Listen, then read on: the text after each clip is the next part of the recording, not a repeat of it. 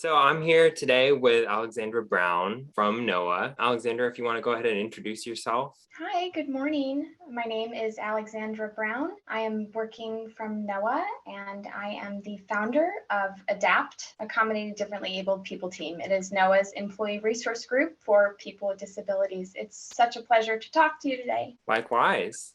So to start off, if you could just tell us about ADAPT, starting with the name. What is the significance of the name ADAPT, which stands for Accommodating Differently Abled People Team? How did you choose that? So that's a great question. And it was kind of a funny scenario. I was out with two of my very dear friends, and we had just stood up ADAPT, but it didn't have a name at the time. So I needed their help to come up with something that I was able to both tie to NOAA and tie to people with disabilities. But I didn't want to have the word disability in the name. Not that I'm against using the word disabled. There's no shame in being a person with disabilities. I wanted the group to reach an audience larger than just those with disabilities. I wanted allies of people with disabilities to feel welcome and to feel like they could also identify with our group. So that was the challenge, how to come up with a name for a group for people with disabilities without using the word disabled or disability in the name. And I also felt really strongly about using an acronym. I wanted it to be something that people could identify with kind of on a cheerful cheerleader sort of level. You know, I didn't want it to just be an employee resource group at NOAA for persons with disabilities. I wanted it to sort of have a hoorah kind of energy behind it. So I wanted it to be an acronym. So we just brainstormed all night that night, coming up with all kinds of different varieties of acronyms, and some that were very far off the base and others that were kind of close. And we were trying to come up with words that we felt gave off the proper positive energy that we were trying to go for ADAPT, because I also wanted this group to emanate positive energy regarding people with disabilities as well as their allies. So it was this big, huge brainstorming session. And after what felt like a very long time of writing down thoughts, scratching out bad ideas, coming up with better ideas, we eventually came up with ADAPT, Accommodating Differently Abled People Team, because I also feel like as a person myself with disabilities, we have to adapt in order to rise to different challenges that are presented to us and rise to the occasion to succeed, maybe using different tools than others. It's powerful. So it sounds like it's very much your baby, ADAPT is. Yes. Yes. That's lovely. Were you also behind the title that you chose for your excellent story with the Diversity Impact Awards, Rising from the Deep? Yes. So my co-chair and I, Patty Wiley was my co-chair at the time, and we brainstormed together to come up with that title. And the rising part is because we wanted to demonstrate that we were new to the employee resource group arena. So we were sort of new and rising and beginning. And the from the deep part is our relationship to NOAA. Our mascot is an octopus, as you can see on my shirt. Our octopus is Orva the octopus, and octopuses are treasures of the deep. And we kind of identify ourselves as hidden treasures of the deep. So that's where the deep comes from. That's great. Can you explain this relationship between NOAA's purpose and its people and what it is about your organization that lays the groundwork for effective diversity initiatives? Yes, I absolutely can. ADAPT is helping to pave the way, I think, for greater recognition and deeper appreciation for folks with varying strengths, talents, skills, passions, and missions that all employees possess within the various line and staff offices at NOAA. So what else have you relied on to kind of find your way with making an ERG that you've never had to do before? Right at the very beginning, when I was first standing this up, which I will have to tell you, but in the beginning, when this was first happening, I reached out to a couple other individuals from different federal agencies. I believe one of them was NASA, because I have a very close friend whose husband works for NASA, and I reached out to her and I said, hey, look, listen, exciting stuff. I'm trying to stand up an employee resource group. And I was thinking maybe there's somebody I can talk to. Do you know anyone at NASA who sort of spearheads employee resource group kinds of things? And she was able to point me in the direction of a lovely lady who took the time to meet with me. And this was so early on that I was mostly doing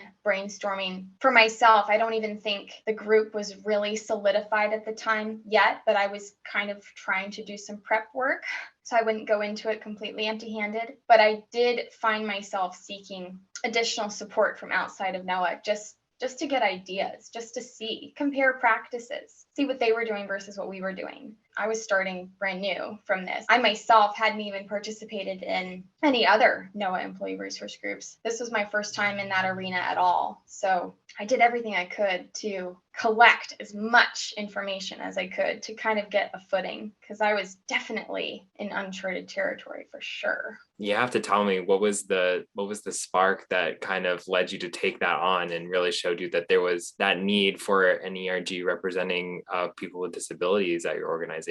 So it was the NOAA Diversity and Inclusion Summit of 2019, and I thoroughly enjoyed all the speakers. I identified with a lot of what was said. I appreciated my organization's opportunity for me to attend the summit, because that's something, again, that was, outside of my regular duties. To attend the summit was a special opportunity. I realized that none of the employee resource groups at NOAA represented people with disabilities. So there was no connection between the speakers who represented disabilities and the employee resource groups that were available to people at NOAA.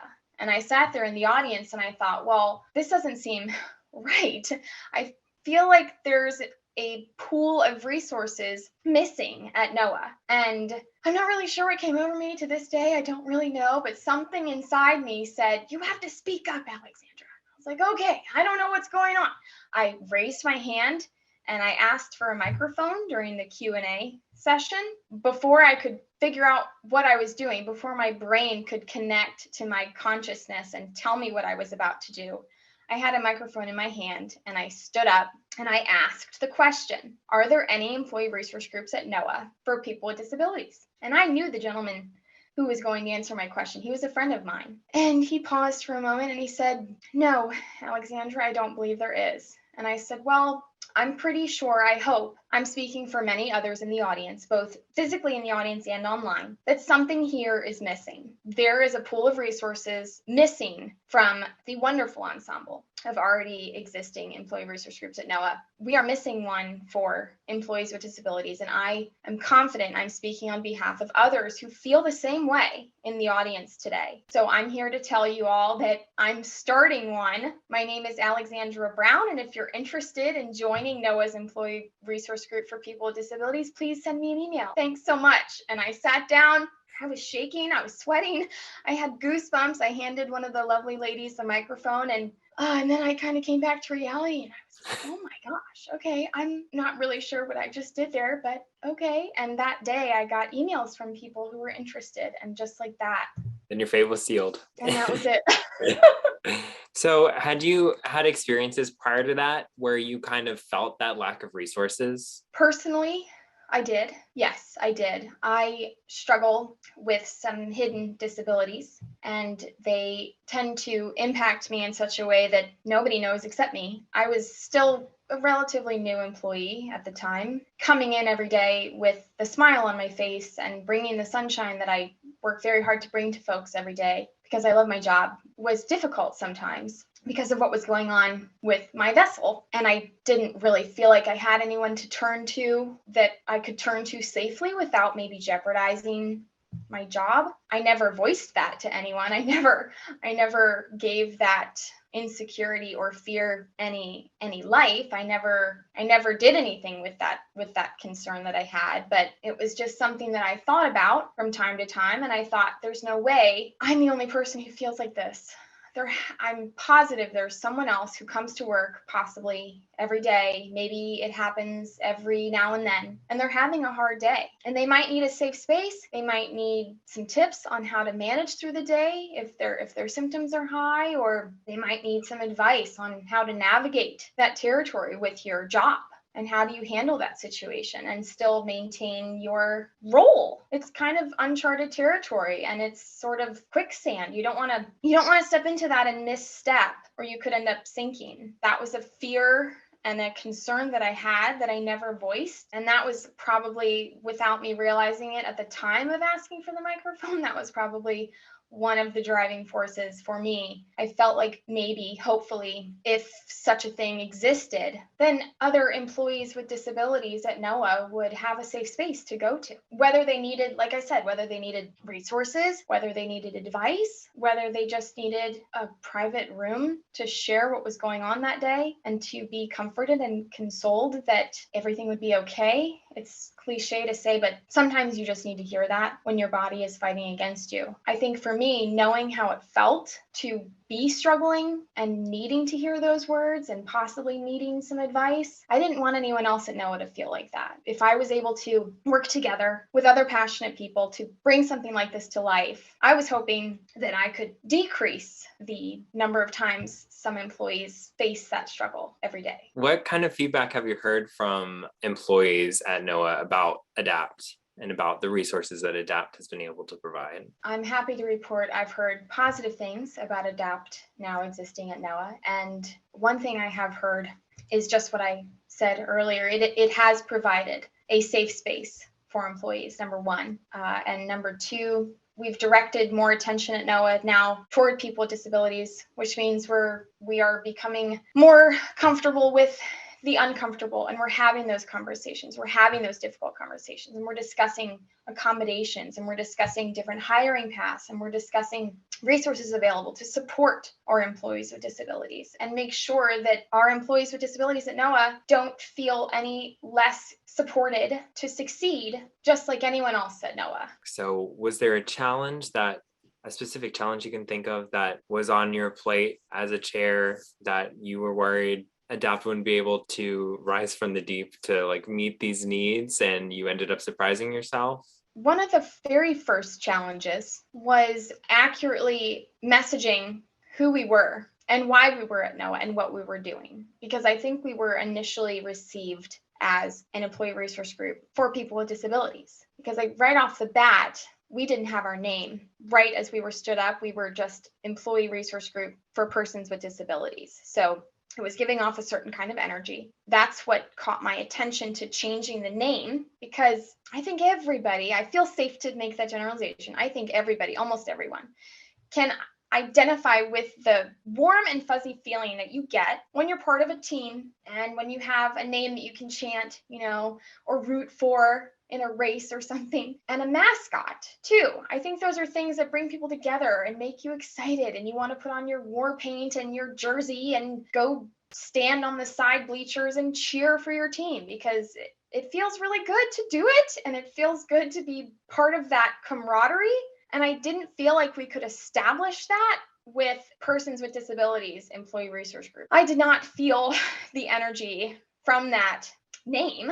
I didn't even feel like it was a name. I felt like it was just a category. So I would say that was the first challenge that ADAPT faced, was creating the aura for itself that I envisioned it would have, because it didn't have that in the beginning. And I wanted it to have that because, like I said, I really very strongly wanted ADAPT to be a place that not just people with disabilities would want to join, but allies of people with disabilities would want to join. Because I will speak for myself personally. Some of the challenges that I have faced, both professionally and personally, I have not been able to overcome them by myself. I have needed support, and I've needed resources, and I've needed help. And sometimes it's just been emotional, sometimes it's been literal, sometimes it's been sharing information, safe space, whatever the case may be. I know that there is power in numbers, and I know there is strength in numbers, and I know that if our group was going to stand itself up and be the valuable treasure that I had hoped it would be, we would have to correct the energy that we were giving off. It just didn't feel right to me. It didn't feel like the name was matching the energy that I very much wanted to emanate as a group. So I would say the first challenge was changing our aura, which turned out to be changing our name. I know that in your excellence story, part of the impact of ADAPT that you've talked about was raising awareness of just what the different perspectives of people with different abilities are like, and just people at NOAA being exposed to the reality that their perspective as an able-bodied person is just not even accounting for some of the struggles that other people around them were having. Is that a sizable impact that you've seen? Oh, yes. And that's huge for me, not just personally, but as an employee of NOAA and looking at where we are in the world. I know that humankind has reprioritized DEIA to the top of our list, I would say. And to see NOAA shifting our priorities and putting DEIA at the top of the list, like a lot of others in the world are doing, has been super reassuring and comforting and empowering for me, and I hope for the rest of ADAPT members as well. It's not something to be taken lightheartedly. It does have a pretty massive impact to know that we as a group at NOAA have had the amazing ability of broadening people's horizons and expanding people's understanding of employees with disabilities and increasing that empathy. We're all humans, and people thrive off of connectivity and interpersonal relationships, and they thrive off of being able to love one another for what we all bring to the table. That connection and that understanding and that interpersonal relationship can be a lot stronger if the parties really understand each other and know each other on that deeper level. And to be able to bring yourself to the table, or even have the opportunity as an observer, maybe not directly having that interpersonal connection with someone, but just having that increased knowledge and awareness being brought to the table. Maybe you feel more empathy toward some of your team members as a supervisor. Maybe you feel more empowered and more capable with a greater number of resources to support and assist your employees with disabilities. I mean, this can have an impact on folks ranging from anywhere on the ladder, whether they're in the middle, towards the lower rung, or at the top.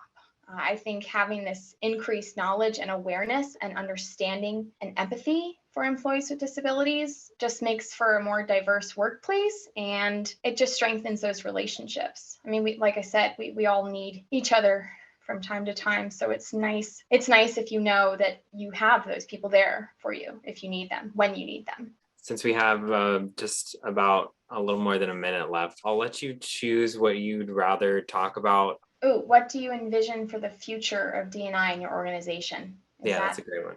For me, I see NOAA harnessing this positive energy and eagerness to move the DEIA needle and using that forward momentum to bring even greater waves of change throughout the organization, ranging from both ends of the agency ladder. My greatest hope and biggest shooting star dream for NOAA would be to see NOAA becoming a role model for other federal agencies. I think the pandemic has taught not just NOAA, but all of the federal government and everyone in the world to become comfortable with being uncomfortable. And I think now that our comfort level has reached new heights, so will our achievements.